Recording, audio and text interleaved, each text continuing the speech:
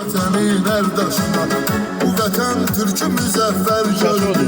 Küreğin söykədi öz qardaşına, küreğin söykədi öz qardaşına.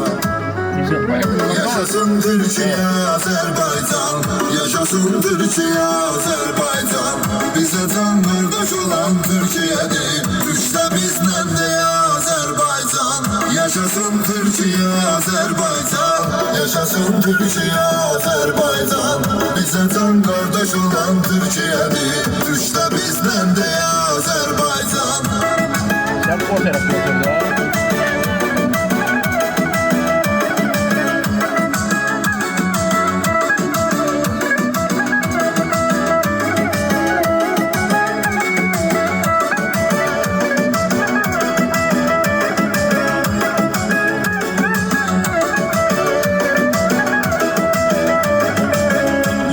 Düşman necə peşman oldu, bir vahid Azerbaycan oldu.